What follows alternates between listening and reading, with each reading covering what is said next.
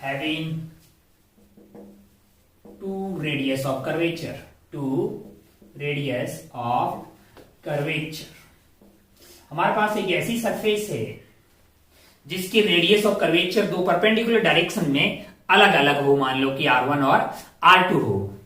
उस वाले केस में उस सरफेस के इधर और उधर यानी दोनों साइड में जो प्रेशर का डिफरेंस रहेगा, यानी एक्सेस प्रेशर, जिस साइड पे ज्यादा प्रेशर रहेगा वो कितना ज्यादा रहेगा, वो एक्सेस प्रेशर का एक्सप्रेशन कितना आता है। तो एक छोटा सा डेरिवेशन है, उसके बारे में अपन बात करते हैं। माना कि हमने एक सरफेस ले ली, माना कि हमने एक सरफेस ले ली है, इस तरह की कोई भी एक रैंडम सरफेस हमने उठा ली है, और मान लीजिए कि यहां एक साइड से उसको काटा, यहां से एक साइड से उसको काटा और एक इस साइड से काट लिया है ना, ताकि अपने को क्या मिल जाए, दो अलग अलग रेडियस ऑफ कर्वेचर मिल जाए। ये बीच का एंगल 90 डिग्री। आप ये समझिए कि एक प्लेन ऐसा है और दूसरा वाला प्लेन ऐसा है, और मान लीजिए कि ये वाला जो है सरफेस, इसका रेडियस ऑफ कर्वेचर R1 है और इसका रेडियस ऑफ कर्वेचर R2 है। अब आप बोलेंगे साहब ये अलग अलग कैसे हो सकते हैं? जैसे आप आसान भाषा में देखें, मान लो कि ऐसा है, कैसा है, ऐसे हाथ रखे हुए हैं, तो एक रेडियस ऑफ कर्वेचर ये हो सकती है डर ऐसे वाली, है कि नहीं है, और दूसरी इसके जस्ट परपेंडिकुलर शून ऐसे वाली, जो हाथ ऐसे रखा हुआ डर ऐसे वाली, एक ये वाली और एक ये वाली, दो परपेंडिकुलर डायरेक्शन में अपने कट कर दिया है। माना कि ये वाला अगर R1 है, ये R1 है, और ये वाला जो इस डायरेक्शन में ऐसे घूम रही है उसका रेडियस ऑफ कर्वेचर का R2 है। यही अगर मान लो कि भाई बॉल हो जाएगा, गोला हो जाएगा, उस वाले केस में क्या होगा, ये R1 और ये R2 दोनों सेम सेम हो जाएगा। लेकिन ऐसा सेम सेम हमेशा हो ऐसा कोई जरूरी नहीं है। माना कि हमने एक दो सरफेस ली है, इसमें ये R1 और R2 अलग अलग है। अच्छा भाई साहब बहुत बढ़िया। अब आप ध्यान से देखें, माना कि हमने इसको सेंटर से कनेक्ट कर दिया है, ये वाला एंगल बन रहा है हमारे लिए θ1, और इसको इधर अपने सेंटर से कनेक्ट कर दिया है, तो ये वाला एंगल मान लेते हैं अपन क्या बन रहा है, θ2 है। और यहाँ पे कुछ इस तरह की सरफेस आ गई है। माना कि यहाँ पे भरा हुआ है लिक्विड, क्या भरा हुआ है, लिक्विड भरा हुआ है, और बाहर है हवा यानी एयर मान लिया है, और ये जो भी लिक्विड है उसका सरफेस टेंशन आपको T दिया हुआ है। अच्छा भाई साहब बहुत बढ़िया, बहुत शानदार। अब अगर आप ध्यान से देखें तो हमें निकालना है एक्सेस प्रेशर, यानी कि माना कि प्रेशर यहाँ पे है A पॉइंट है और यहाँ पे पॉइंट है B। तो अगर आप ध्यान से देखेंगे तो आप पाएंगे कि भाई साहब बी साइड जो है ये कॉन्केव ऐसे हो रखा है, तो बी का प्रेशर बी साइड में ज्यादा होगा। बी साइड में अगर ज्यादा होगा तो हमें पता करना है डेल्टा पी, यानी पी एक्स से, जो कि होगा पीबी माइनस पी, हमें इसी की तलाश है। अब अगर आप ध्यान से देखें तो आप ये बोलेंगे भाई साहब कि पीबी आपका पीए से बड़ा है, तो पीबी माइनस पीए इंटू एरिया, इतना फोर्स लगना चाहिए ऊपर की तरफ, है कि नहीं यार, उतना फोर्स लगेगा।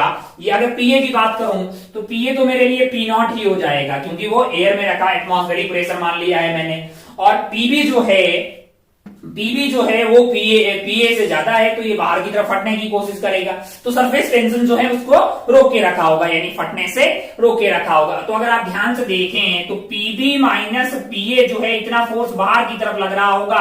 ये तो आपने बोला कि भाई प्रेशर डिफरेंस आ गया पीबी माइनस पीए, इंटू आप एरिया करेंगे तो क्या मिल जाएगा, आपको मिल जाएगा फोर्स मिल जाएगा। अब आपको एरिया पता करना है, तो मैंने एक रेक्टेंगुलर टाइप का ये आइटम लिया है, ये एंगल 90 हो गया है। अगर आप ध्यान से देखें तो ये है एंगल θ1, ये है R1, तो ये वाली जो लंबाई है, कर्व की लंबाई है, क्या मैं इसको R1 θ1 लिख सकता हूं, मैंने कहा। और हाँ ध्यान रखिए θ1 एंड θ2 आर वेरी स्मॉल, क्या है भाई साहब, बहुत बहुत छोटे हैं। अच्छा ये θ2 होगा तो ये वाली लंबाई क्या हो जाएगी, R2 θ2 हो गई है ना। अच्छा भाई साहब अब ये ऐसा है कि भाई साहब ये वाली भुजा आपकी R1 θ1 हो गई, ये वाली R2 θ2 हो गई, ऐसी सरफेस पे, ये सरफेस है ऐसी। तो ये जो एरिया है, ये जो एरिया है इसको मैं लिख सकता हूं ये इंटू ये कर दीजिएगा, तो ये आ जाएगा आपका R1 R2 θ1 θ2, इन दोनों को मल्टीप्लाई कर दिया है। इतना फोर्स जो है वो बाहर की तरफ लग रहा होगा, यानी कि ये आपका जो है आउटवर्ड इतना फोर्स लग रहा होगा। इतना ही अगर सरफेस टेंशन अंदर की तरफ खींच के रख रहा होगा लिक्विड को, लिक्विड अंदर की तरफ खींच के रख रहा होगा, वो अगर इसको बैलेंस कर जाएगा तभी ये फूटेगा नहीं, और ये फूट नहीं रहा है मतलब ऐसी शेप में है, तो अंदर वाला फोर्स इसके बराबर होना चाहिए। अब अंदर वाला फोर्स कितना होगा ये कैसे पता करेंगे। अब आप ध्यान से देखिए, मैं इस वाली सरफेस, ये वाली जो लाइन है इसको बना रहा हूं, ये वाली सरफेस को, तो अगर आप ध्यान से देखेंगे तो ये वाली सरफेस यहाँ पे एंगल सब्ट्रैक्ट कर रही है θ1, कितना थीटा वन। और ध्यान से देखेंगे तो आप ये पाएंगे कि ये वाली सरफेस, ये वाली की बातें कर रहा हूं मैं, तो अगर आप ध्यान से देखेंगे तो टेंशन लग रहा है ऐसे ऐसे ऐसे ऐसे ऐसे ऐसे ऐसे, यानी सरफेस के अलोंग लग रहा है ऐसे। मैं सिर्फ टी यहाँ पे शो कर रहा हूँ, फोर्स नहीं है। फोर्स के लिए क्या करना पड़ेगा, मुझे लंबाई से मल्टीप्लाई करना पड़ेगा। अब आप ध्यान से देखें तो ये पीछे की तरफ ऐसे है, ये है इधर की तरफ, तो ये वाली जो लंबाई है मेरे लिए, ये वाली जो लंबाई है, ये वाली जो लंबाई है, ये वाली जो लंबाई है, वो तो यही है भाई, वो है बेसिकली r2 θ2। तो इस वाली सरफेस इधर की तरफ जो टोटल इधर की तरफ फोर्स लग रहा होगा, अगर मैं उस फोर्स को लिखूं तो मेरे लिए हो जाएगा r2 θ2t, और यहां पे हो जाएगा भाई साहब r2 θ2t। अच्छा, बहुत बढ़िया भाई साहब। ये जो है ये अलोंग द सरफेस लग रहा है। अच्छा, ये एंगल अगर θ1/2 है तो क्या मैं इस वाले एंगल को θ1/2 सॉरी θ1 है तो θ1/2 लिख सकता, मैंने कहा इसमें कोई गलत बात नहीं है। हम चाहते हैं कि इस फोर्स के दो कंपोनेंट ले लें, क्योंकि हॉरिजॉन्टल वाला जो कंपोनेंट है वो निपट जाएगा। काहे को कि भाई साहब ये जो कंपोनेंट आएगा उसे ये वाला कंपोनेंट खत्म कर देगा। कौन सा वाला कंपोनेंट ऐड हो जाएगा, ये वर्टिकल वाला कंपोनेंट हमारे काम का है। अच्छा, अगर ये है एंगल θ1/2 तो ये वाला एंगल क्या हो जाएगा, θ1/2 हो जाएगा। ये 90 डिग्री है तो ये 90 माइनस θ1/2, तो ये वाला हो गया आपका θ1/2। तो ये वाला कंपोनेंट आपके लिए हो जाएगा r2 θ2t cos θ1/2, जो कि इससे निपट जाएगा। और जो वर्टिकल वाला कंपोनेंट आने वाला है, जो कि डाउनवर्ड यानी अंदर की तरफ जो खींच रहा है, वो वाला कंपोनेंट आपके लिए हो जाएगा, वो वाला कंपोनेंट हो जाएगा r2 θ2 into t into sine θ1 divided by 2 है। ये वाला कंपोनेंट और ये वाला कंपोनेंट दोनों ऐड हो गए तो इंटू 2 कर देते हैं भाई साहब। अच्छा, बहुत बढ़िया, हॉरिजॉन्टल वाला कैंसिल आउट हो गया है और जो अंदर की तरफ खींचने वाला है वो ये हो गया, इसमें कोई गलत बात नहीं है। ये अंदर की तरफ लग रहा है इस वाली सरफेस पे। कौन सी वाली सरफेस पे, इस वाली सरफेस पे ऐसे ऐसे लग रहा है, ऐसे ऐसे ऐसे, जो इसके अलोंग ऐसे लग रहा था, उसका कौन सा वाला कंपोनेंट, अंदर वाला कंपोनेंट ये हो गया है।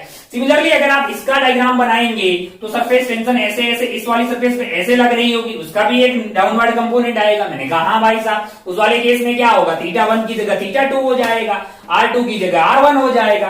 तो अगर आप ध्यान से देखें तो इसके जो है दोनों मतलब कंपोनेंट नीचे वाले ऐड हो गए, तब ये आया है। तो इसमें जब दोनों कंपोनेंट ऐड करेंगे नीचे की तरफ इस वाले एलिमेंट के लिए, इस वाले एलिमेंट के लिए सरफेस आपकी ये वाली हो जाएगी। फोर्स ऐसे ऐसे लग रहा होगा, उसका कौन सा वाला कंपोनेंट, अंदर वाला कंपोनेंट। तो उसकी वैल्यू में डायरेक्ट लिख सकता हूं बगैर टाइम पास किए हुए। वो हो जाएगा आपका पास twice of r1 θ1t sine θ2 divided by 2 है। अच्छा भाई साहब, बहुत बढ़िया, बहुत ही शानदार। ये कौन सा वाला फोर्स है जो आपका लग रहा है इनसाइड की तरफ, यानी अंदर की तरफ लग रहा है, आउटवर्ड इतना लग रहा है। अगर ये दोनों बराबर होंगे तभी कार्यक्रम इक्विलिब्रियम में रहेगा, यानी तभी ये जो सरफेस ऐसी की ऐसी रहेगी, वरना ये फैलती हुई या सिकुड़ती हुई कुछ होगी। अभी ऐसा कुछ नहीं हो रहा, मतलब ये और ये बराबर। अच्छा, अगर हमने यहाँ बातें की थी θ1 है, θ2 क्या है, वेरी स्मॉल है। अगर वो वेरी स्मॉल है तो मैं साइन थीटा को क्या लिख सकता हूँ, थीटा बहुत स्मॉल होता है, थीटा अगर रेडियन में हो, मैं साइन थीटा को थीटा लिख सकता हूँ, यानी यही वाला कार्यक्रम हो जाएगा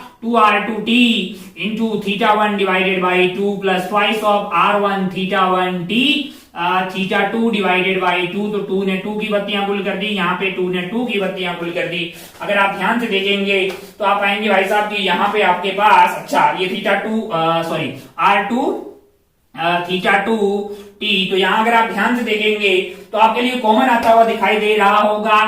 θ1 θ2 और t जो है वो कॉमन आ रहा है, अंदर की तरफ क्या रह जा रहा है, r1 प्लस r2 है। अच्छा भाई साहब, बहुत बढ़िया, बहुत शानदार। ये है आपका जो है अंदर की तरफ लगने वाला फोर्स है। अगर ये अंदर की तरफ लगने वाला फोर्स इसके बराबर हो जाएगा, इसके बराबर हो जाएगा, होना ही पड़ेगा, तभी ये इक्विलिब्रियम में रहेगा। अब आप ध्यान से देखें तो इसको हमने कर दिया है इसके इक्वेट, यानी ये वाले को इसके इक्वेट कर देंगे तो ये वाला हो जाएगा θ1 θ2t r1 प्लस r2 है। यहां से आपका θ1 एंड θ2 की बत्तियां हो गई है गुल, और ये हमें तलाश है, यही हमारे लिए क्या है, P एक्सेस है, एक्सेस प्रेशर जो है मतलब आउटर वाली सरफेस के कंपेयर में जो इनर वाली मतलब सरफेस के आउटसाइड और सरफेस के इनसाइड में प्रेशर का डिफरेंस जो है वो है आपके पास डेल्टा P। यानी ये जो डेल्टा P है या P एक्सेस है इसकी वैल्यू क्या आ रही है हमारे लिए आ रही है T R1 plus R2 divided by R1 R2। अच्छा, इसी आइटम को अपन प्यार से क्या लिख सकते हैं T, इसको डिवाइड कर दीजिए तो ये हो गया 1 by R1 plus 1 by R2। अच्छा, बहुत बढ़िया, बहुत ही शानदार भाई साहब। अच्छा, ये फॉर्मूला कहाँ कहाँ लगा सकते हैं? मैंने कहा ये तो हमेशा लगा सकते हैं, बस जरूरत बहुत कम होती है, इसकी कोई खास जरूरत हमें पड़ती नहीं है। मैंने कहा यहाँ अगर आप ध्यान से देखेंगे तो T आपका जो है सरफेस टेंशन हो गया एंड आपके पास जो R1 एंड R2 है, R1 and R2 are the two radius of curvature, two radius of curvature in perpendicular direction. ठीक है भाई साहब, बहुत बढ़िया, बहुत ही शानदार, मतलब इसमें कोई बुराई वाली बात भी नहीं है। लेकिन अगर मान लो कल को ऐसा हो कि यहाँ पे एयर है, यहाँ पे आपके पास लिक्विड है, मान लो कि यहाँ पे लिक्विड की बजाय यहाँ पे भी क्या होता, एयर होता। अगर यहाँ पे भी एयर होता तो क्या करते भाई साहब? तो अपने को पता है ना, दो सरफेस बन जाएगी लल्ला ओ हो उस वाली बात को कि अगर मान लीजिए ये वाली सरफेस पे यहाँ पे भी एयर है, यहाँ पे भी एयर है, इसको अपन बोल सकते हैं थिन फिल्म बलिंग बोल सकते हैं। अगर दो सरफेस आपके लिए बनती हुई दिखाई देगी, उस वाले केस में आपके पास जो डेल्टा P है यानी P एक्सेस जो आ रहा है उसको आप क्या लिखेंगे, twice of T 1 by R1 plus 1 by R2। अच्छा, बहुत बढ़िया भाई साहब। अगर सौभाग्य से ये जो सरफेस है वो कैसी हो, स्पेरिकल सरफेस हो। कैसी हो? अगर ये स्पेरिकल सरफेस हो, जरा ध्यान से देखें, अगर ये स्पेरिकल सरफेस होगी तो क्या R1 और R2 सेम हो जाएगा? मैंने कहा हाँ भाई साहब, दो परपेंडिकुलर डायरेक्शन में अगर आप रेडियस ऑफ कर्वेचर देखिएगा तो दोनों सेम हो जाएंगे। कैसे? कि अगर आप ऐसा स्फेरिकल सरफेस बनाएंगे तो ये वाली सरफेस का भी रेडियस ऑफ कर्वेचर आ रही होगा, और ऐसा ले लीजिए इसका भी सेंटर यहीं पे होगा, रेडियस ऑफ कर्वेचर आ रही होगा। ओ फॉर स्फेरिकल सरफेस की बात करेंगे तो आपके पास क्या होगा, R1 is equal to R2 is equal to R है। अच्छा, यहां पे बातें होती है अपने बबल और ड्रॉप के डेल्टा P की, बबल एंड ड्रॉप के डेल्टा P की। अगर मैं बात करूं ड्रॉप की बात करें, ड्रॉप आप जानते हैं कि ड्रॉप के अंदर की तरफ तो लिक्विड होगा कंफर्म है, और बाहर की तरफ आपके पास हो गया है एयर, तो आपको मिली एक ही सरफेस है ना। तो आपके लिए डेल्टा P की वैल्यू क्या हो गई है, T into 1 by R1 plus 1 by R2। सौभाग्य से ये जो वैल्यू है वो R1 और R2 R के बराबर है, तो ये आपके पास हो गया 2T बाई R। लेकिन अगर मैं बात करूं कि फिल्म जैसी या बात कर ले, बबल की बात कर ले, किसकी? बबल की बात कर ले, बबल इन एयर है, जरूरी नहीं कि पानी में होगा, फिर उस वाले केस में एक ही सरफेस हो जाएगी, ये बात आप जानते हैं। अगर मान लीजिए कि यहाँ पे एयर है और यहाँ पे एयर है, बबल और ड्रॉप में एक ही डिफरेंस क्या है, ड्रॉप के अंदर लिक्विड होगा कंफर्म है कि नहीं यार, और बबल के अंदर जो है, बबल के अंदर क्या होगा, एयर है। बाहर जो है वो एयर हो भी सकती है ना भी हो सकती है, लेकिन अगर बाहर और अंदर दोनों साइड एयर हो तो आपको क्या मिलेगी, दो सरफेस मिलेगी। यानी आपके लिए जो डेल्टा P है उसकी वैल्यू क्या हो जाएगी, twice of T R1 plus R2 हो जाएगी। और हमारे लिए R1 और R2 क्या है, R है, तो यही वाला आइटम जो है 4T बाई R हो गया। क्या हो गया है, 4T बाई R है। यूजुअली यही सब यूज होता है, उतनी उसकी जरूरत नहीं पड़ती है, लेकिन अब मार्केट में लोगों की वो तो अपने बताने में और मतलब यूजुअली बताया नहीं जाता है क्योंकि वक्त की कमी रहती है और जरूरत नहीं पड़ती है, सबसे बड़ी बात तो ये है। अच्छा, बहुत बढ़िया भाई साहब, बहुत ही शानदार। लेकिन कल को कोई सवाल बना दे और जब मान लो कि हमने आग लगाई है, इस कार्यक्रम स्टार्ट किया है, थोड़ी और बातें कर लेते हैं। जरूरी तो नहीं है कि स्फेरिकल सरफेस हो, मान लो कि सिलेंड्रिकल सरफेस हो। कैसी हो, सिलेंड्रिकल सरफेस हो। थोड़ा सा ध्यान लेते हैं, यहाँ पे सिलेंड्रिकल सरफेस हो तो क्या होगा, आप बड़ी आसानी से बता देंगे। फॉर सिलेंड्रिकल सरफेस, मान लो कि सरफेस कैसी हो गई हो, सिलेंड्रिकल हो गई हो। अच्छा, मान लीजिए कि ऐसा आपके पास सरफेस है, ऐसे। अच्छा, यहाँ पे भरा हुआ है, मान लीजिए क्या भरा हुआ है, लिक्विड भरा हुआ है। यहाँ पे बिंदु A है और यहाँ पे बिंदु B है। आपको कोई बोले कि pressure of A minus pressure of B बताएं, तो आप बोलेंगे साहब हमें नहीं पता, हमें तो सिर्फ ये पता है जनरली कि R T into 1/r1 plus 1/r2 होता है, जहां पे r1 और r2 दो म्यूचुअली परपेंडिकुलर डायरेक्शन में रेडियस ऑफ कर्वेचर होते हैं। मैंने कहा अगर आप ध्यान से देखें, माना कि ये रेडियस r है, तो एक तो आपको दिखाई दे रहा है r1 तो r हो गया, r1 की वैल्यू तो r हो गई, r2 बताइए, सोच के बताइए भाई साहब, अगर r2 इंफिनिटी होगा, आप ये वाली सरफेस पे देखें, सिलेंडर बना के अगर अपन देखें, मान लो कि ये इस तरह का अपन ने बना दिया है सिलेंडर, तो अगर आप ध्यान से देखें तो इसके दो कर्वेचर अपन बोल सकते हैं, एक ये और दूसरा ये वाला।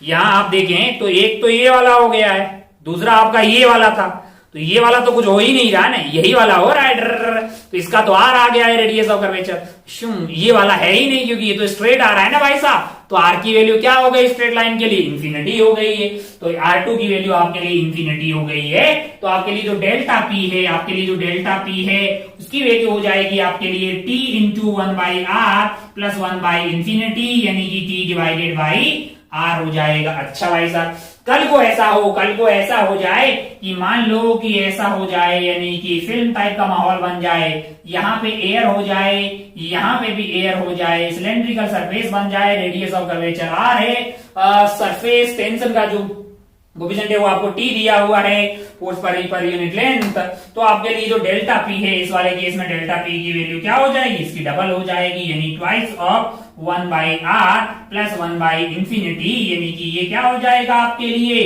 2 सॉरी टी भी था यहाँ पे 2t/r, 2t divided by r है। अच्छा बहुत बढ़िया भाई साहब, अब अगर हमने इतना सब पढ़ लिया, जैसे मान लो सिलेंड्रिकल पढ़ लिया है, तो इसी का योगदान कहाँ आएगा, ये वाला जो है दो प्लेट्स रखी हुई है, उनके बीच में लिक्विड भर दिया है, तो बताइए कि दोनों प्लेट के बीच में कितना प्रेम लग रहा है, वो फोर्स पता करने के लिए इसका योगदान आता है, तो उसको भी लगे हाथ देख लेते हैं, है ना। तो आपको ध्यान जो रखना है वो ये है कि भाई एक्सेस प्रेशर जो होता है वो T into 1/r1 plus 1/r2 होता है, और r1 और r2 जो है दो अलग अलग रेडियस ऑफ कर्वेचर है किसी सरफेस पे म्यूचुअली परपेंडिकुलर डायरेक्शन में। जैसे ऐसी कोई रैंडम सरफेस ले ली तो r1 मेरे लिए ये वाला होगा, और r2 जो है ऐसी कुछ सरफेस बना दी तो ये वाला होगा, इसमें कोई बुराई वाली बात नहीं है। आगे बढ़ते हैं, force between two plates due to liquid inside, liquid between them.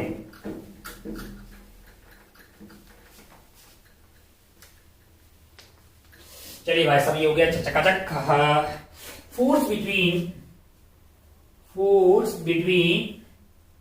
To parallel plates due to liquid between these, दो पैरेलल प्लेट ली है अपन ने और उसके बीच में भर दिया है कोई लिक्विड, और हमको पता करना है कि वो वाले लिक्विड के कारण इन पे कितना फोर्स लग रहा है। अच्छा भाई साहब, दो प्लेट ली हमने, ऐसी प्लेट ले ली, मान लो कि ये है आपकी प्लेट 1 और दूसरी प्लेट जो है इस साइड से आपको दिखा रहे हैं, और दूसरी प्लेट मान लो कि ले ली, इस तरह की प्लेट ले ली है, और बीच में क्या भर दिया हमने, लिक्विड भर दिया है। लिक्विड भर दिया भाई साहब, यहाँ पे लिक्विड भर दिया, तो थोड़े टाइम बाद में लिक्विड इस तरह का कुछ रूप ले लेगा, है ना, क्योंकि सरफेस टेंशन के कारण वो अपनी जो भी लिक्विड होगा वो अपनी सरफेस के एरिया को मिनिमाइज करने की कोशिश करेगा। मान लो कि इस तरह का कुछ इसने रूप ले लिया है। अच्छा यहाँ पे क्या है, यहाँ पे है आपका पूरा लिक्विड भरा हुआ है। अच्छा बहुत बढ़िया भाई साहब, बहुत ही शानदार। अब अगर आप ध्यान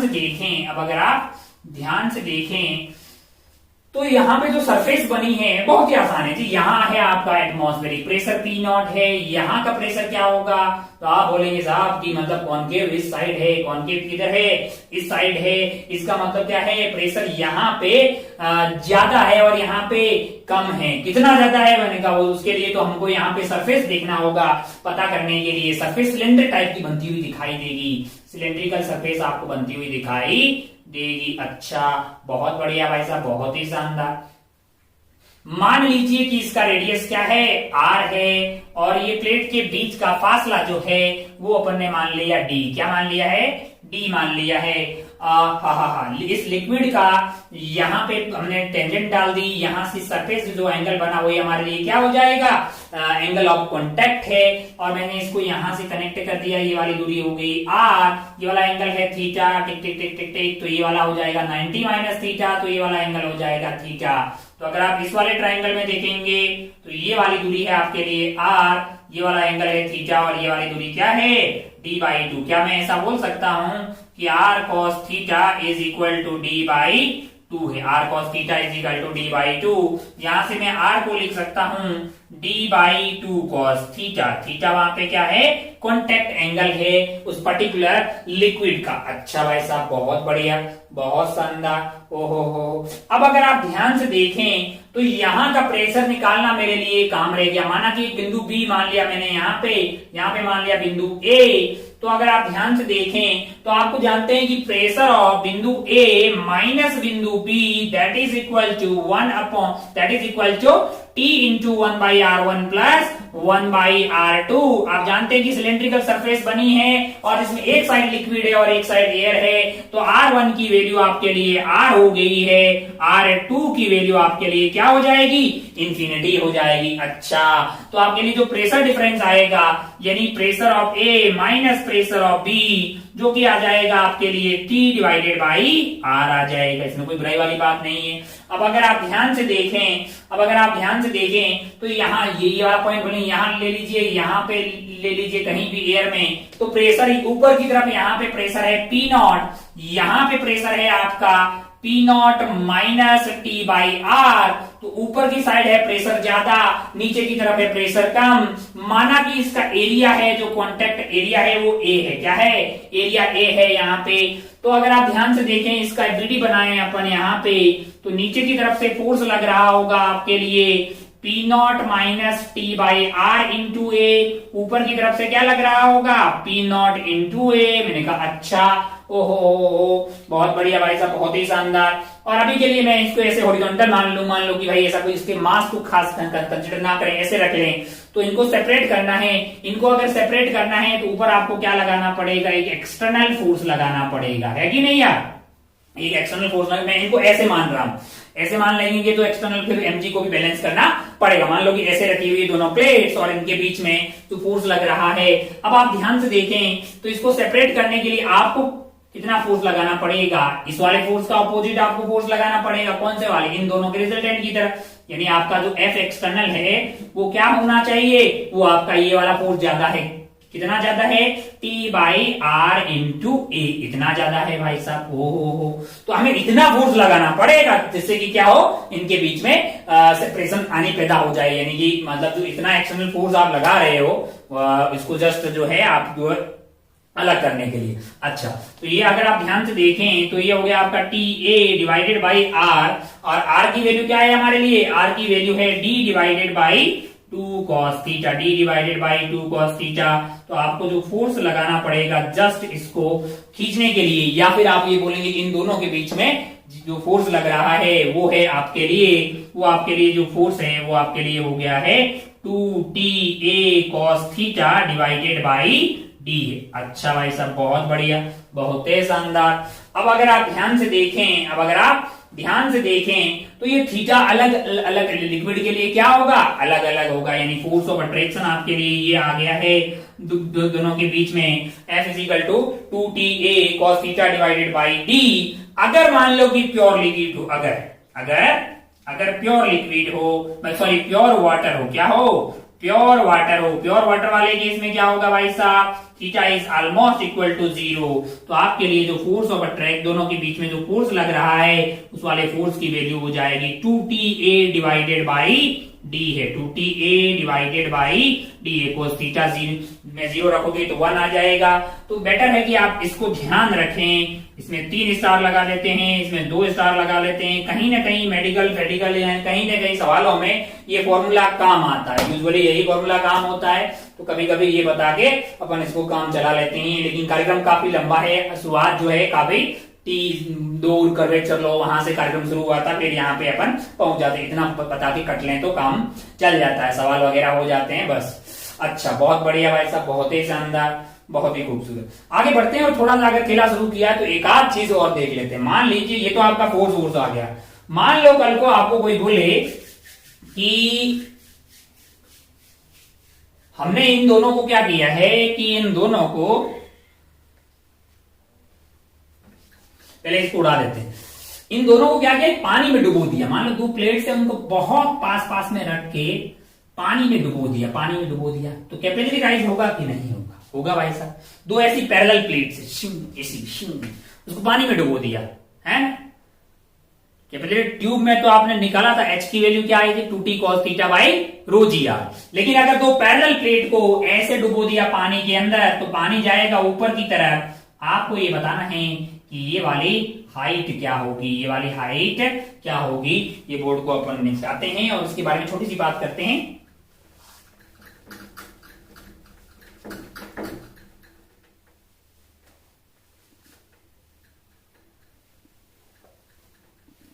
चलिए भाई साहब, बोर्ड चकाचक हो गया। टाइम क्या हुआ, टाइम वक्त की बहुत कमी है।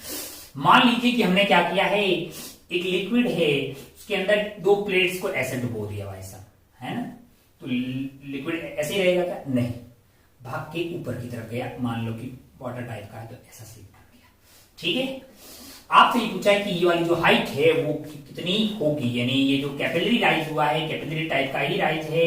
ये क्या है भाई साहब, ये दो प्लेट्स हैं, क्या है, दो प्लेट हैं, दो प्लेट्स क्या है भाई साहब, पास पास में है, पास पास रख दिया है। 3D में अगर बात करें तो अपन ऐसा बोल सकते हैं कि एक प्लेट ऐसी है, उसके जस्ट बगल में दूसरी वाली प्लेट को ऐसे रख दिया है, बीच में भाग के कौन जा रहा है, पानी ऊपर की तरफ जा रहा है ऐसे। तो वाटर के लेवल मान लो यहां तक था, तो ये हाइट h जो है आपको पता करनी है। आपके लिए कोई टफ चीज नहीं है भाई साहब।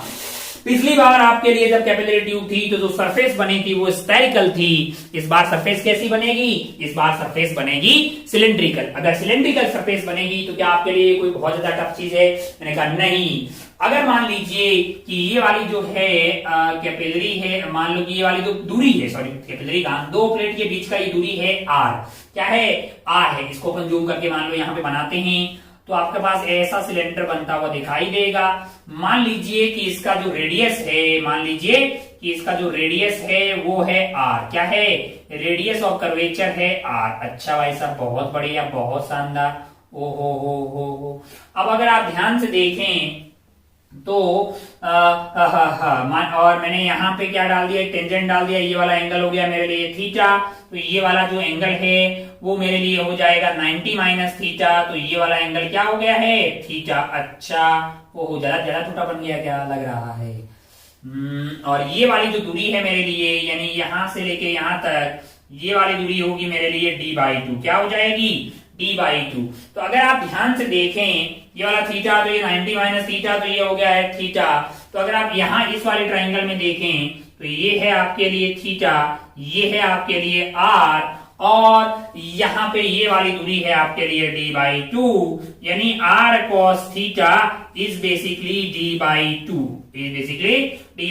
तो आपके लिए r की वैल्यू क्या है, d/2 cos theta, d/2 cos theta. मैंने कहा अच्छा भाई साहब, बहुत बढ़िया, बहुत ही शानदार। अब अगर आप ध्यान से देखें तो आप जानते हैं कि भाई साहब यहाँ का प्रेशर है P0 और यहाँ का प्रेशर होगा कुछ कम, कौन के साइड है, ऊपर की तरफ। यहाँ का प्रेशर होगा P0 माइनस डेल्टा P, जो कि हो जाएगा P0 माइनस डेल्टा P। अपन जानते हैं सिलेंड्रिकल सरफेस बनेगी और एक R2 इंफिनिटी है, R1 आपका R है, यानी कि T डिवाइडेड बाई R हो जाएगा आपके लिए। ओ हो। अब अगर आप ध्यान से देखें तो एक और तरीके से भी तो आप लिख सकते हो, यहाँ का प्रेशर है P0, तो यहाँ का प्रेशर क्या होगा, P0। तो यहाँ के प्रेशर को क्या मैं ऊपर की तरफ जाऊंगा तो क्या वो P0 minus rho G H नहीं हो जाएगा। मैंने कहा हाँ। अरे ये क्या हुआ, रो जी एच की वैल्यू T/R के बराबर आ रही है, यानी rho G H that is equal to T divided by R है। अच्छा, हमें क्या चाहिए, हमें चाहिए H, तो आपका हो जाएगा 2 divided by rho G R, और R को आप क्या लिख सकते हैं, T divided by rho G, R को आप डाल सकते हैं d/2 cos थीटा, तो D यहाँ पे आ जाएगा 2 cos थीटा।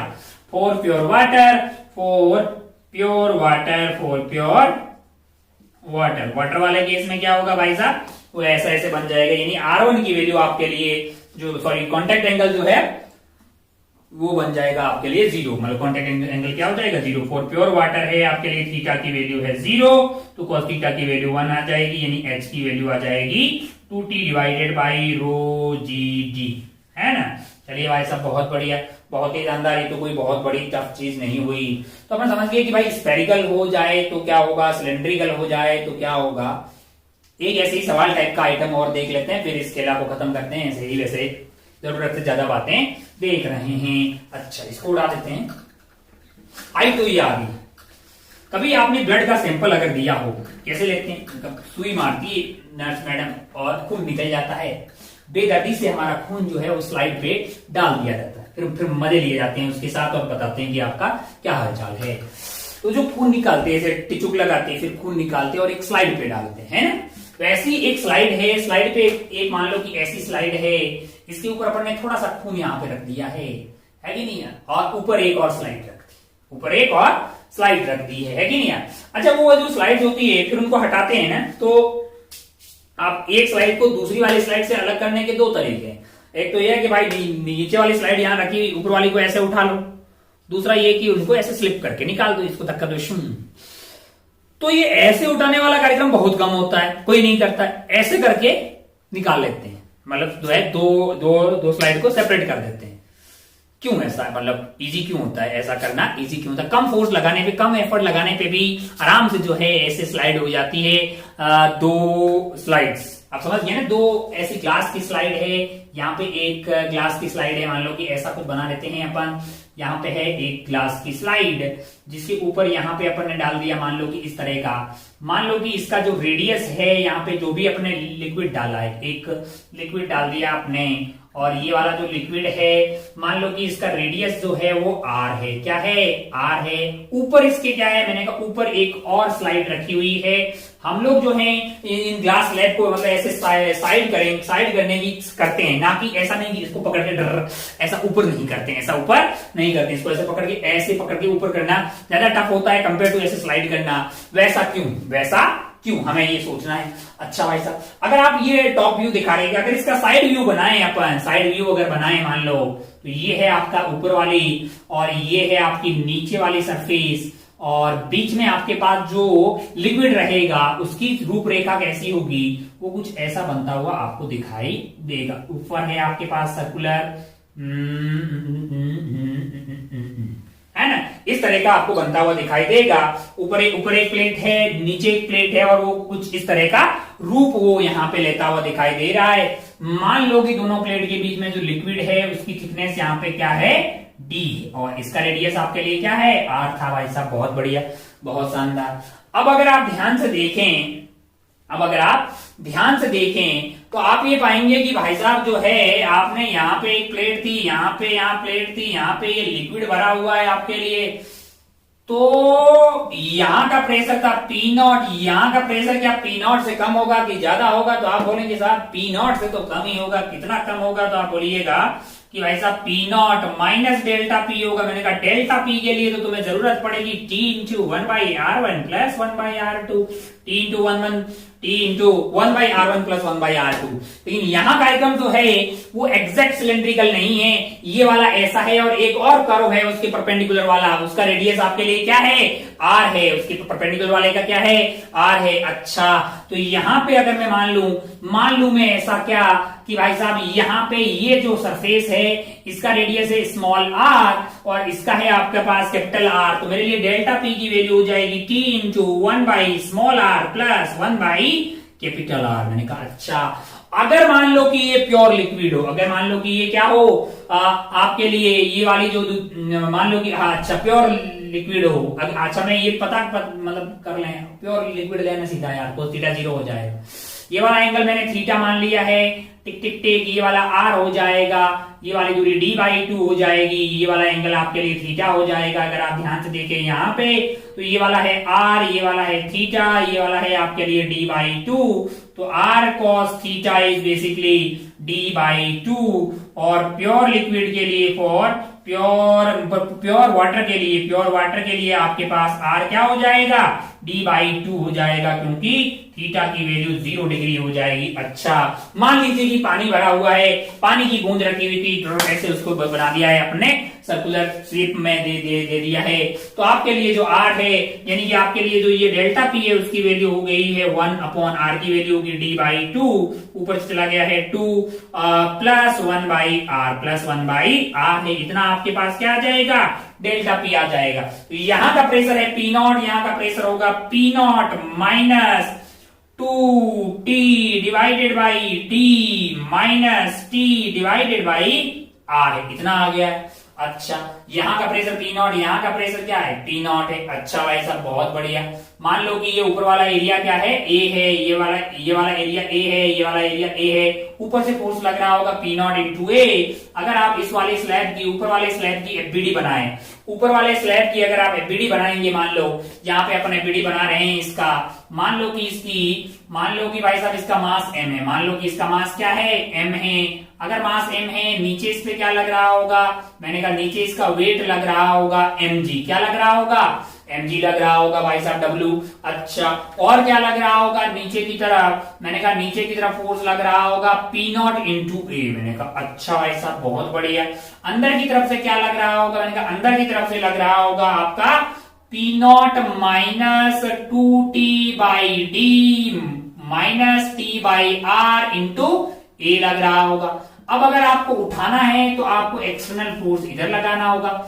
जस्ट आपको उठाने के लिए क्या करना होगा, इनका फोर्स जस्ट बैलेंस हो जाना चाहिए। ऊपर की तरफ फोर्स है आपका F एक्सटर्नल भाई साहब चल जाओ यार, एक जल्दीबाजी, हमको यहाँ पे स्याही भरने का टाइम नहीं है। F external plus P0 minus 2T divided by D minus 2T minus T/R है इंटू A। इतना आपके पास हो गया है ऊपर का force, that is equal to P0 A plus आपके पास क्या आ जाएगा, W आ जाएगा। अच्छा भाई साहब, बहुत बढ़िया, बहुत शानदार। मतलब वो अब आप ध्यान से देखें तो आपको जो एक्सटर्नल फोर्स मिनिमम जो उठाने के लिए चाहिए होगा, उसकी वैल्यू क्या हो जाएगी, P0 A यहां से गायब हो जाएगा। अच्छा, और क्या आएगा, मैंने कहा W आ जाएगा, प्लस क्या आएगा, मैंने कहा 2TA डिवाइडेड बाई D आ जाएगा, प्लस एकदम ये वाली आ गई है TA डिवाइडेड बाई R आ गया। अच्छा, ध्यान से देखें कि अगर ये लिक्विड होता ही नहीं, बीच में गैप होता, बीच में हवा होती, तो आपको W ही तो लगाना पड़ता बे। ऐसे लगा हुआ भाई साहब, आपके लिए मास मतलब वेट इस पर का W लग रहा होता, आपको उठाने के लिए ऊपर की तरफ फोर्स क्या लगाना पड़ता, आपको जो है W के बराबर लगाना पड़ता।